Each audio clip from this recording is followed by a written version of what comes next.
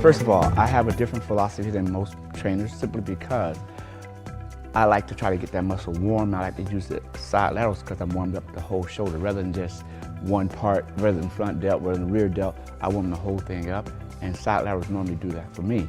We're going to do it the conventional way, and we're going to just do a couple of reps here. Here we go. You notice how he's going up, keeping the tension on the medial delt. It's all here.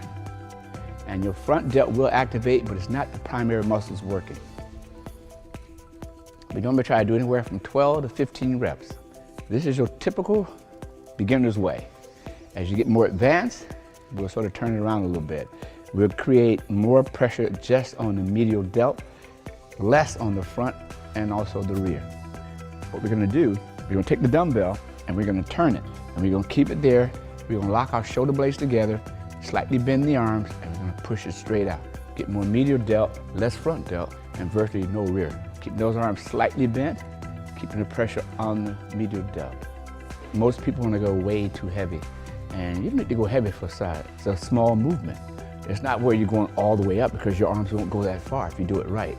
You see a lot of people who raise it all the way up to here and going all the way back. Why? They're getting a lot more front delt. Once you get to a certain point, it's front deltoid. It's no more medial delt.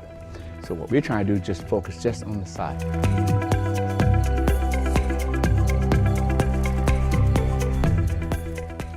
All right, now we just finished the lateral raise. Now we're gonna move on to the rear delts. Since he's had a shoulder injury, we want to avoid having another injury. So what we're gonna do, we're just gonna readjust everything. So hands right there. That way keep the pressure on. Now pull it apart. Slightly bend the arms. Don't lock it out now. Try not to lock it out. Right there, perfect, see? Now we got rear delt. There you go, let's go. Push. On shoulder day, that's when you wanna do your rear delt. Here we go. It's part of the whole deltoid region there. You get a little bit of this trap area here, but not as much as that rear delt. Now this time, don't let them cross. Stop before you get there. There you go. Now go. Keep that pressure on. There you go, right there. Charles, you mentioned about not going so far back.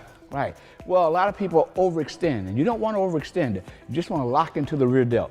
One of the most common mistakes most people make is that they try to go way too heavy when they're trying to learn something. If you go too heavy when you first learn it, you're going to do bad movements. You don't want to do that. You want to keep it nice and light, try to get the movement down so it's fluid, and then go heavy as you can. Now we just finished rear delt. We're going with the final technique, and that would be shoulder press. It's the granddaddy of them all.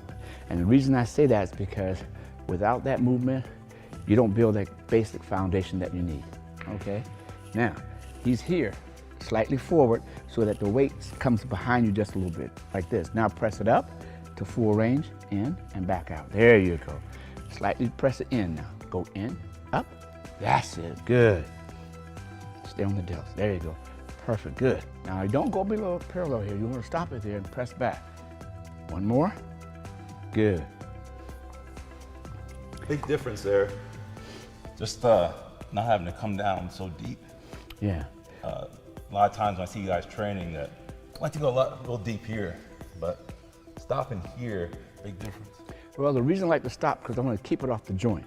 Main thing, when you go too low, what happens? You open that joint up, you're more susceptible to what? Shoulder injury. The muscle's still going to grow because you're involving that delt to the T.